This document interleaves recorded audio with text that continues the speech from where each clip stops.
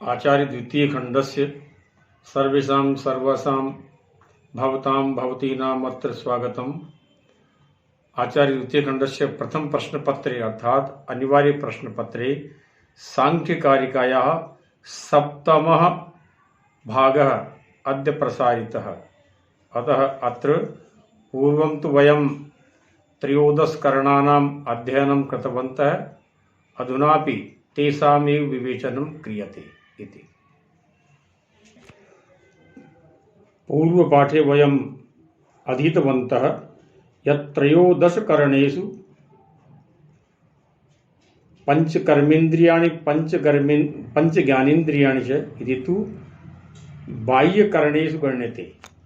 एवञ्च अन्तःकरणे मनः, अहङ्कारः, बुद्धिश्च इति अन्तःकरणे गणना एतेषां भवति।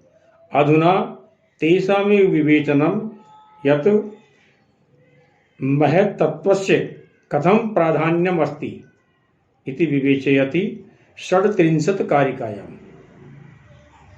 एते प्रदीपकल्पाः परस्परविलक्षणगुणविशेषाः कृत्स्नं पुरुषस्यार्थं प्रकाश्य बुद्धौ प्रयच्छति। अर्थात त्रयोदश करणानां विवेचन प्रसंगे मनोबुद्धि अहंकारेषु अपि कथं बुद्धितत्त्वम् अधिकम् अथवा प्रधानमस्ति इति निरूपयति ग्रंथकारः। एते प्रदीपकल्पः परस्पर विलक्षण गुण विशेषः, एते परस्पर विलक्षणः अर्थात क्रमशः विलक्षणताम् एति। गुण विशेषा अर्थात गुणानां विकार रूपा एव, ये सब एक दूसरे से विलक्षण है। अर्थात बाह्य इंद्रियों से मन विलक्षण, मन से अहंकार और अहंकार से महत तत्व अर्थात बुद्धि तत्व सबसे विलक्षण है। तो परस्पर एक दूसरे से ये विलक्षण है अर्थात विशेष गुण युक्त, विशेष लक्षण युक्त है। दूसरी विशेषता है महत्त्व की कि ये त्रयोदश जो करण है ये गुण विशेषा अर्थात ये गुणों के ही विशेष रूप हैं। सत्व रजस तम गुणों का जो विवेचन किया गया था कि ये सारी सृष्टि, क्योंकि सत्व रजस तमसाम साम्यावस्था प्रलय दशा एव आसीत् तेषां संघात रूप एव प्रकृति एवं त्रयाणां गुणानामेव साम्यावस्था प्रकृति सा एव प्रलय दशा। अतः सृष्टि समुत्पन्ने गुणानामेव मूल कार्यमस्ति। अर्थात अतः गुणानां यन् निर्माणं तत् विशेष रूपेण ज्ञायते। अर्थात एते गुण विशेषा अर्थात गुणानां परिणाम रूपा एव सन्ति। एते प्रदीपकल्पः पूर्वं गुणानां विवेचन प्रसंगे, स्वरूप लक्षण प्रसंगे, कार्य शैली प्रसंगे वयम् उक्तवन्तः यत् गुणाः प्रदीपकल्पाः सन्ति। अर्थात प्रदीपवच्चार्थतो वृत्तिः इति वयम् उक्तवन्तः गुण विवेचन प्रसंगे। यथा गुणाः प्रदीपवत् प्रयोजन प्राप्तये, लक्ष्य प्राप्तये गुणा विरोध स्वभाव युक्तापि मिलित्वा एव कार्यं कुर्वन्ति। अतः गुणानां ये विकाराः सन्ति तेपि प्रदीपकल्पाः सन्ति, तेपि मिलित्वा एव कार्यं साधयन्ति।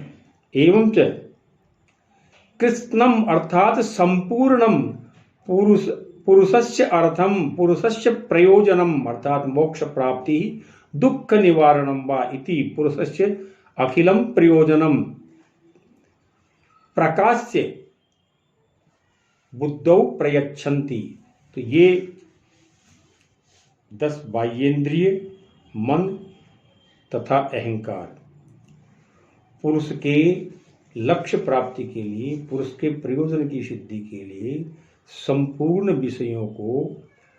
विषयों को विवेचन करके बुद्धि को अर्पित कर देते हैं।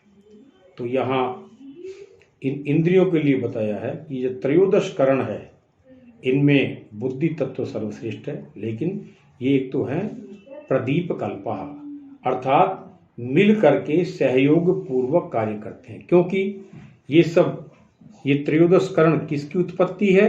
अर्थात प्रकृति की है। प्रकृति क्या है? अर्थात तीनों गुणों की साम्यावस्था है। सत्व रजस तम, तीनों गुणों का स्वरूप ही प्रकृति है। तो जो तीनों गुणों की विशेषता है, तो उन तीनों गुणों के विकारों की भी वही विशेषता होगी। तो तीनों गुण परस्पर यद्यपि एक दूसरे को दबाते हैं, लेकिन फिर भी एक दूसरे के साथ सहयोग पूर्वक कार्य करते हैं। जिस प्रकार से दीपक में रुई, तेल तथा अग्नि परस्पर विरोधी है, लेकिन प्रकाश रूप प्रयोजन की प्राप्ति के लिए तीनों मिलकर के दीपक के द्वारा प्रकाशित करते हैं, अंधकार को दूर करते हैं। तो ये प्रदीप कल्प है, यानी दीपक के समान है। तो ये एक तो परस्पर विलक्षण है, अर्थात एते से तात्पर्य यहाँ बाह्येन्द्रियाणि मनः अहंकारश्च। तो बाह्येन्द्रिय तो 5 ज्ञानेन्द्रिय और 5 कर्मेंद्रिय, और मन और अहंकार। तो ये सब कैसे हैं? परस्पर विरोध स्वभाव वाले हैं। क्योंकि ये विरोध स्वभाव इनका क्यों है? क्योंकि जैसा इनका कारण है वैसा ही कार्य होगा। तो ये सब कार्य हैं। ये 5 ज्ञानेन्द्रिय, 5 कर्मेंद्रिय, मन और अहंकार, ये सब इनका कारण कौन है? अर्थात इन सब के मूल कारण तो गुण है। तो गुण स्वयं अपने आप में विरोध स्वभाव से युक्त है, तो उनका कार्य भी विरोधी स्वभाव वाला है। क्यों है विरोधी स्वभाव वाला? क्योंकि एते सत्वरजस तमसाम विकार रूपा संति। ये सत्वरज और तम तीनों गुणों के ही विकार रूप है। लेकिन जिस प्रकार से तीनों गुण मिलकर के कार्य करते हैं, उसी प्रकार से ये भी प्रदीपवत चार्थतो वृत्ति ही, अर्थात दीपक के समान ही लक्ष्य प्राप्ति के लिए अपने कार्य को संपादित करते हैं। यथा वर्तिका तैलाग्नि भिन्नत्वेपि प्रकाशकारकः एते आत्मतत्वस्य संपूर्णं प्रयोजनं विषयं वा प्रकाश्य साधयित्वा स्वस्वय विषयम् आलोच्य महत् तत्वस्य कृते अर्पयन्ति। अर्थात 10 बाह्येन्द्रिय तथा मन और अहंकार अपने अपने विषयों को ग्रहण करके अपने अपने कार्य का संपादन करके और अंतिम रूप से महत् तत्व को अर्पित कर देते हैं। ये इसका आशय हुआ। लेकिन इनके यहाँ 3 शब्द जो विशेषण बताए हैं कि एक तो है कि ये गुणों के विकार रूप है, इसलिए गुणः विरोध युक्तः परस्परम, अतः तेषां विकारेषु मनो अहंकार इंद्रियेषु विरोधः स्वाभाविक है, यादृशम कारणम तथैव कार्यम। तो एक तो गुणों जैसा ही इनका स्वभाव है। दूसरा विषय ये प्रदीप कल्प है, क्योंकि गुण भी प्रदीप कल्प है, यानी दीपक के समान है। गुण भी परस्पर एक दूसरे को दबाते हैं, लेकिन एक दूसरे के आश्रय में रह करके और पुरुष के लक्ष्य की प्राप्ति के लिए दीपक के समान मिल करके कार्य करते हैं। तो ये भी पुरुष के प्रयोजन के लिए, अर्थात पुरुषस्य कृत्स्नम अर्थम, पुरुष के संपूर्ण प्रयोजन की प्राप्ति के लिए ही अपने अपने कार्य को करके अपने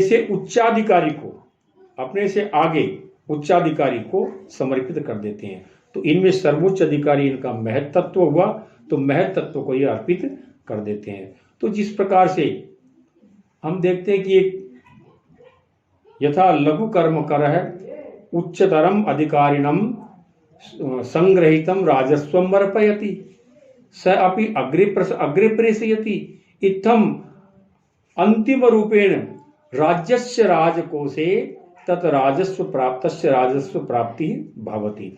इत्थम पंच ज्ञानेन्द्रियाणि पंच कर्मेन्द्रियाणि च स्वकार्यं साधयित्वा मनसः कृते अर्पयति। मनः अहंकारस्य कृते, अहंकारः मनस्य, अंतिम रूपेण महत् तत्वस्य कृते अर्पयन्ति इत्थम स्वस्व कार्यम कृत्वा महत्तत्वस्य कृते अर्पयन्ति। तो यहाँ इस कारिका में ये समझा गया है कि ये सभी परस्पर विलक्षण है, लेकिन इनमें सबसे ज्यादा प्राधान्य किसका है? महत्तत्व का है। अब चूंकि जैसा कारण होता है वैसा ही कार्य होता है, ये सभी ये त्रयोदश जो करण है यह है गुणों का ही तो विकार रूप है, गुणों का ही विशेष रूप है। इसलिए जैसे गुण थे, जैसे गुण हैं वैसे ही ये है। तो गुणों के बारे में गुण विवेचन प्रसंग में बताया गया है कि गुण मिल करके कार्य करते हैं। यद्यपि एक दूसरे को दबाते हैं, परस्परम अभिभवन्ति, लेकिन फिर भी एक दूसरे के आश्रय में रह करके वो कार्य का संपादन करते हैं, प्रकाशित कर। जैसे दीपक में तेल, अग्नि और रुई तीनों में परस्पर विरोध है, लेकिन फिर भी मिलकर के विशेष विधान से वो प्रकाश करने के कार्य की पूर्ति करते हैं और प्रकाशित करते हैं। तो यहाँ भी यही इसका उक्त कारिका के माध्यम से यही समझाया गया है कि किस प्रकार से इन त्रयोदश करण में महत् तत्व सबसे महत्वपूर्ण है, प्रधान है, तथा किस प्रकार से कार्य संपादन करते हैं यह दृष्टांत के माध्यम से समझाया गया है। अग्रिम कारिका में महत् तत्व के कार्य को स्पष्ट किया। जब महत् तत्व को सब अर्पित कर देते हैं तो महत् तत्व का क्या कार्य, इसे आगे समझाया गया है। सर्वं प्रत्युपभोगम यस्मात् पुरुषस्य साधयति बुद्धिः सैव च विशिनष्टि पुनः प्रधान पुरुषांतरम सूक्ष्मम। यहां यस्मात् शब्द का प्रयोग है। यस्मात् यतो ही, बुद्धिरेव अर्थात इसके पश्चात बुद्धि ही पुरुषस्य सर्वम प्रत्युपभोगम साधयति। महत् तत्व ही पुरुष के लिए सारा संपूर्ण जो प्रत्युपभोग है, उसका जो विषय है, उपयोगी विषय है, उसको उपस्थित करता है, अर्थात वही उसको साधित करता है। तो यहाँ प्रत्युपभोगम शब्द का अर्थ है उपभोगम प्रति इति प्रत्युपभोगम, अर्थात जो भोग के जो विषय हैं उन सभी विषयों को कौन साधित करता है, कौन उपस्थित करता है? महत् तत्व।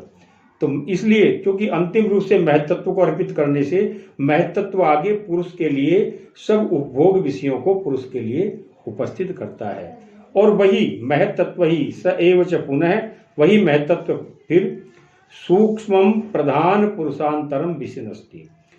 प्रधान यानी प्रकृति और पुरुष, इन दोनों के बीच में जो अंतर है, प्रधान पुरुषयोर मध्ये यद भेदम ज्ञानम वास्ति इत्यपि प्रकटयति संपादयति स्पष्टम करोति विशिनष्टि इति। विशिनष्टि अर्थात प्रकटयति। किम प्रकटयति, किम संपादयति? प्रधान पुरुषयो भेदम, प्रधान के अर्थात प्रकृति के और पुरुष के, इन दोनों के भेद को स्पष्ट करता है। कौन करता है? महत् तत्व। तो प्रधानम च पुरुषस्य इति प्रधान पुरुषौ तयो अंतरम इति प्रधान पुरुषांतरम, अर्थात प्रधान से तात्पर्य यहाँ प्रकृति और पुरुष। तो प्रकृति और पुरुष दोनों के भेद को भी यही स्पष्ट करता है कि दोनों में क्या अंतर है। तो यतो ही बुद्धिरेव निष्क्रियस्य परम चेतना युक्तस्य पुरुषस्य आत्मनः वा कृते भोगापवर्गादि समस्त पदार्थानां संपादनम करोति। अर्थात क्योंकि पुरुष जो है वो चेतना युक्त तो है लेकिन निष्क्रिय है, प्रधान सक्रिय तो है लेकिन चेतना रहित है। तो पुरुष चेतना युक्त पुरुष के लिए, आत्मा के लिए, जीव के लिए सारे भोग अपवर्ग, सारे पदार्थों का संपादन बुद्धि तत्व करता है, महत् तत्व के द्वारा किया जाता है। और सूक्ष्म जो दुर्लक्ष्य है, दोनों के बीच में जो अंतर है वो कैसा है? सूक्ष्म, अत्यंत सूक्ष्म। तो इस सूक्ष्म भेद को भी प्रधान और पुरुष के, प्रकृति और पुरुष दोनों के भेद को भी प्रकाशित महत् तत्व ही करता है। इस प्रकार से 37वीं कारिका में महत् तत्व का जो कार्य है, क्योंकि बहिरिंद्रिय मन और अहंकार अंतिम रूप से महत तत्व को समर्पित करते हैं, तो महत तत्व फिर पुरुष तत्व के लिए सारे प्रत्युपभोगों की, सारे उपभोग विषयों की उपस्थिति करता है। और इन दोनों के बीच में प्रकृति और पुरुष में क्या भेद है, इसको भी, इस सूक्ष्म भेद को भी महत तत्व ही प्रकाशित करता है। तो यहाँ 37वीं कारिका में इसको समझाया गया है। आगे 38वीं कारिका में इंद्रियों के जो विशेष विषय हैं और अविशेष विषय क्या हैं, इन दोनों प्रकारों को यहाँ समझाया जा रहा है 38वीं कारिका में। तन्मात्राण्य विशेषः तेभ्यो भूतानि पंच पंचभ्यः एते स्मृतः विशेषः शांता घोराश्च मूढ़ाश्च। अर्थात तन्मात्राणि अविशेषः, तन्मात्रा अर्थात शब्द स्पर्श रूप रस गंध, ये जो तन्मात्राएं हैं, पंच तन्मात्रा, इनसे संबंधित जो कार्य है वह तो अविशेष है। तन्मात्राणि अविशेषः, तन्मात्रागत जो कार्य है, शब्द स्पर्श रूप रस और गंध, ये 5 तन्मात्राएं हैं, इनको तो अविशेष नाम से जाना जाता है। भूतानि पंच पंचभ्यः विशेषः, तथा पंच महाभूत अर्थात आकाश वायु तेज जल पृथ्वी आदीनि पंच महाभूतानि जायन्ते इमे विशेष संज्ञकः कथिता। ये विशेष संज्ञक है। तो पंच तन्मात्राएं अविशेष है, क्योंकि अविशेष से ही विशेष की उत्पत्ति होती है। पंच तन्मात्राओं से पंच महाभूतों की उत्पत्ति होती है। तो पंच तन्मात्राएं अविशेष है, अर्थात तन्मात्राणि अविशेषः तेभ्यः पंचभ्यः पंचभूतानि, इन पंच तन्मात्राओं से ही पंच महाभूतों की उत्पत्ति होती है। तो वो पंच महाभूत विशेष जाने जाते हैं, उनकी विशेष संज्ञा है, विशेष रूप से स्मृता यानी विशेष संज्ञा है उनकी। और ये पंच महाभूत कैसे हैं? शांतः घोरः मूढ़ाश्च, ये शांत है, घोर है तथा मूढ़ है, अर्थात ये सुख दुख मोहात्मक है तीनों, क्योंकि तीनों गुणों के ही ये कार्य हैं। तो सुख दुख और मोहात्मक है पंच महाभूत। तो एते शांतः घोरः मूढ़ाश्च अर्थात सुख दुख मोहात्मका सन्ति इमे विशेष संज्ञकः कथितः। तो यहाँ पंच तन्मात्राएं अविशेष है तथा उनसे उत्पन्न पंच महाभूत विशेष हैं, इनको विशेष कहा जाता है। और ये पंच महाभूत शांत, घोर और मूढ़, तो शांत से तात्पर्य है यहाँ सुख, घोर अर्थात दुख, मूढ़ अर्थात मोहात्मक। तो सुख दुख और मोहात्मक है।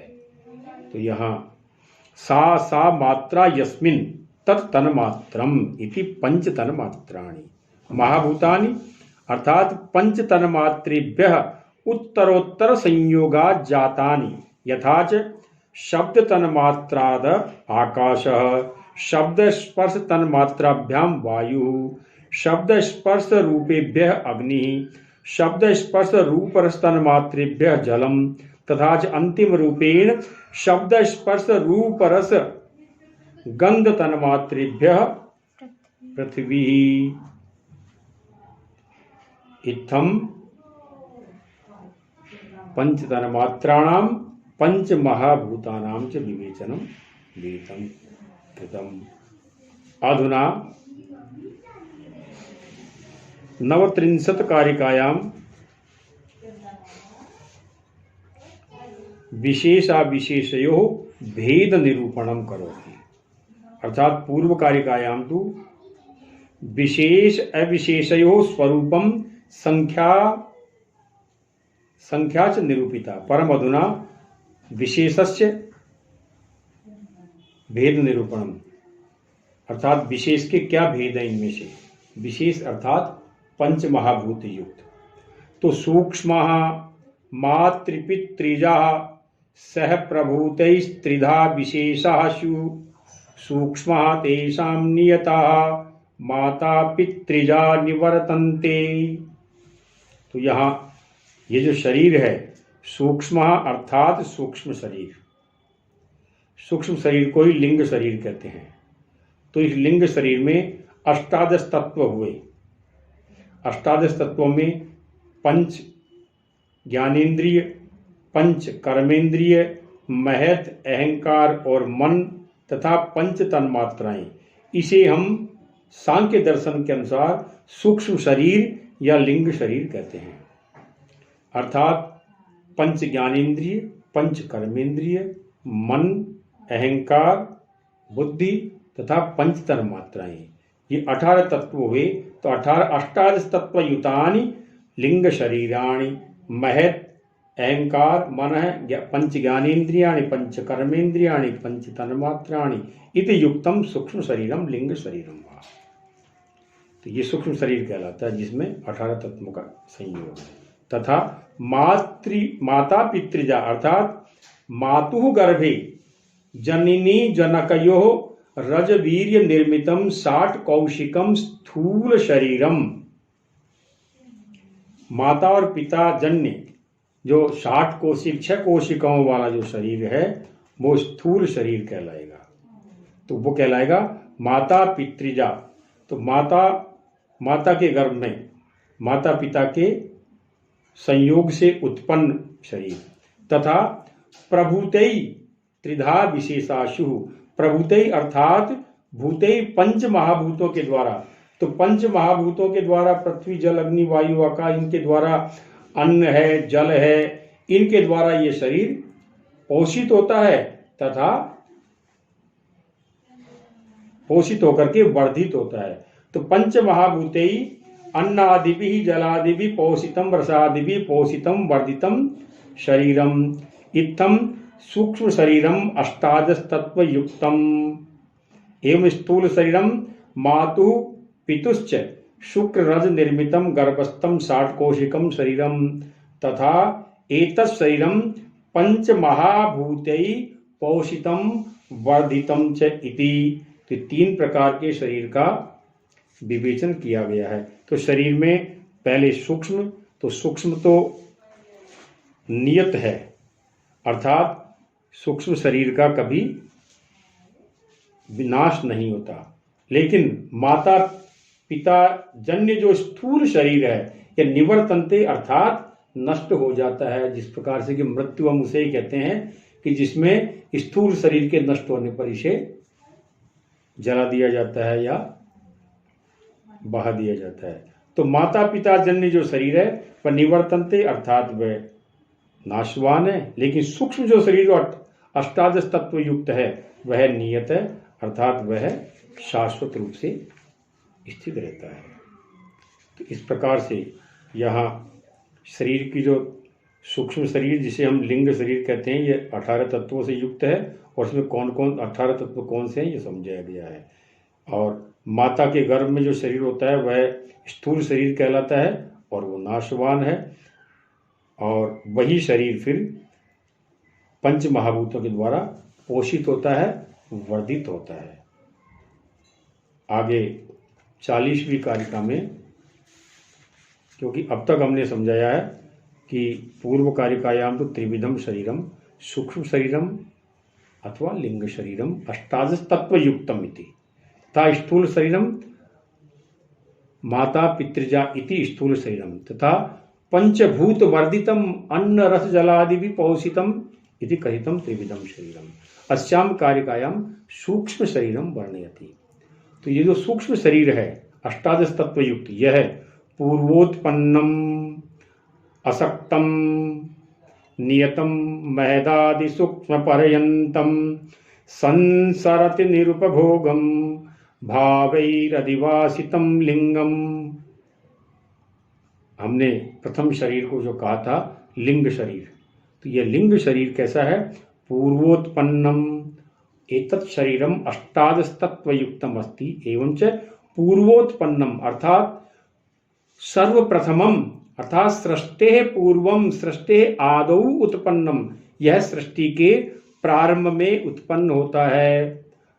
पूर्वोत्पन्नम असक्तम अर्थात अप्रतिहत गति ही अर्थात सर्वत्र गतियुक्तम एतत् शरीरम नियतम अर्थात नित्यम अर्थात महाप्रलय पर्यंतम स्थायी भवति महत् प्रभृति पंच तन्मात्र पर्यंतम अर्थात महत् इंद्रियाणि तन्मात्राणाम संघात रूपम इति सूक्ष्म शरीरम भोग रहितम अर्थात लिंग शरीरेस्मिन् भोग शक्तिर्न भवति